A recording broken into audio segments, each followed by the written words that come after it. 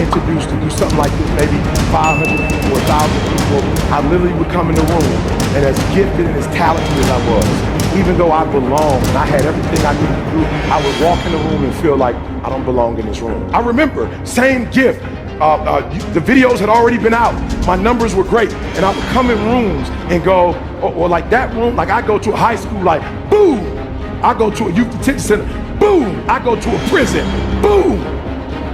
I come to corporate and go, I don't know if I belong in here.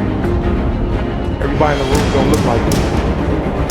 They don't come from where I come from. I don't know if I belong here, and I'll never forget. And I started talking to Les, and I started naming like, yo, you, Les Brown, this person, #1 in the world. He said, don't you ever say that again. I said, don't say what? He said, you the best in the world right now.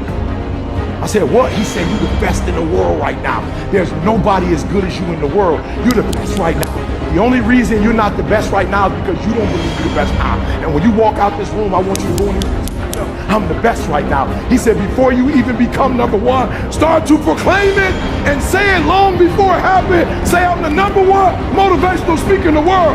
And when I was number 20, I started saying, I'm the #1 motivational speaker in the world. And I went to the computer, and the world said exactly what I said, that Eric Thomas is #1 in the world. I spoke it, the world heard it, and it activated. Your problem is that you don't believe you belong here.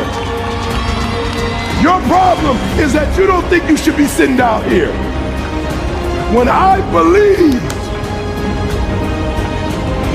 that my voice was needed in this world, when I believed that I needed to be on the stage, not for myself, but to speak to a group of people who come from where I come from, a working class, who don't know what it's like to make millions and millions of dollars, who don't understand what wealth looks like, that I needed to come in the room with a single parent mother, with a father not in my life, being homeless and a high school dropout.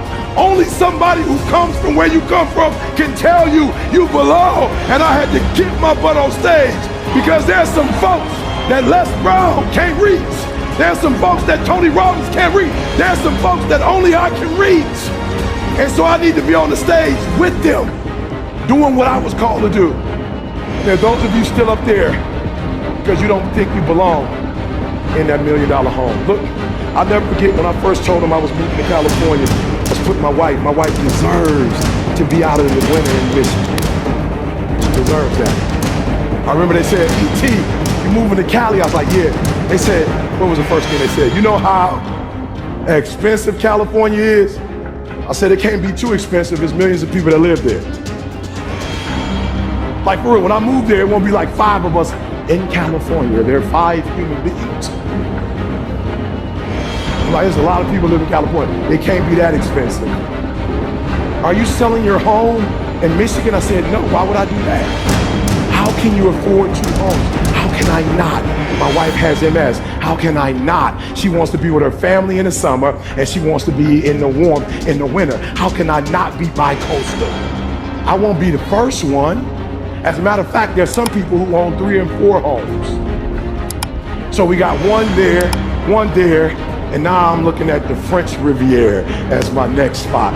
We talked about the French Riviera, baby. That's my next spot. Listen to me very closely. If I had one message to leave you with that's a game changer, is you need to start to believe. Write this down. No. Do me a favor. Don't say that. Don't say you believe. Don't do that. Don't do that. Don't say, look, it's not a behavior I'm looking for, it's a mindset. No, here's the problem. You can't have, as powerful as the human mind is, it cannot think 2 thoughts at once. So here's what I need you to do. You need to get with these people down here, and you need to reprogram your mind. All right, let me tell you why I'm saying that. So I got a friend of mine, like, he sees how I treat my wife, right? So like, I was homeless, high school dropout. So anything, like, if Didi thinks it, I'm gonna get it for her. I cook, I clean, like, we are a partnership. Like, we do everything together. And so my boy watched the response I was getting from my wife as I wash clothes, as I cook, as I iron. And I'll never forget, my boy was like, I'm about to do that. And I was like, I wouldn't do that if I was you. He was like, no, I'm gonna start doing that. I was like, I wouldn't do that if I was you. And he didn't understand what I meant. But what I meant by it is, you're going to do it, but you're not gonna be able to do it consistently because you're mimicking my behavior, not my thought process.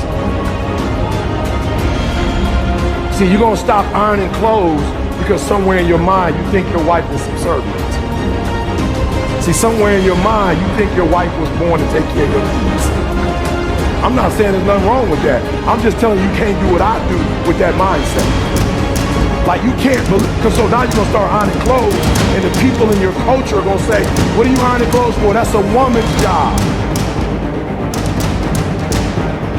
See, I don't have a problem when people tell me, I'll never forget, I was on the floor in an apartment we had, and I was mopping the floor on my knees, and my boy came in and was like, what are you doing? I was like, I'm mopping the floor. You ain't never seen nobody wiping the floor. He was like, not on your hands and knees. I was like, yeah, my wife is a neat freak, so I gotta get on my hands and whatever. He was like, yo, bro, you whipped. I was like, you ain't know that?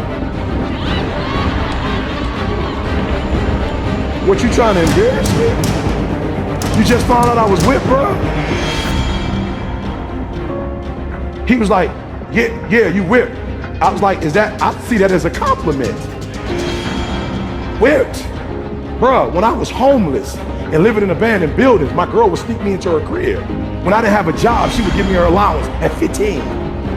When I went to college, she was the one that said, go get your GED and follow me to college or I'm breaking up with you.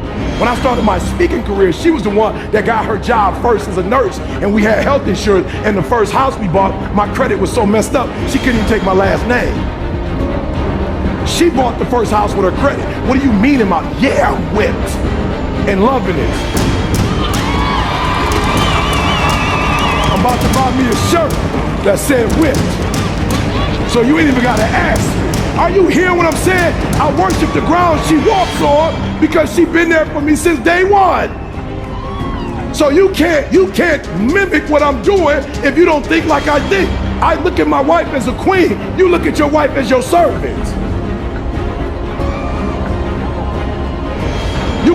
There's nothing wrong with that. There's nothing wrong if you guys have those roles. There's nothing wrong with that. I understand that. I've been with my wife my whole life. All of my success. I can't even divorce her because I don't know what's mine and what's hers.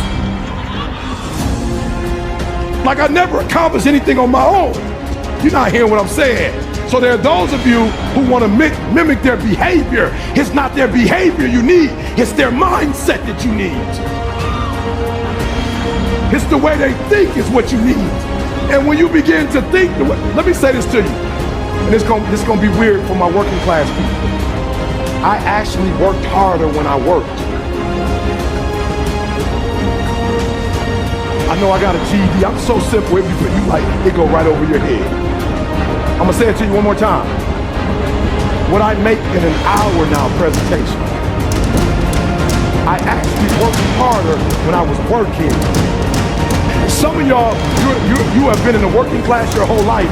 You missed what I just said. I actually worked more hours, worked harder, and got less money when I used to work. Now that I have a wealth mentality,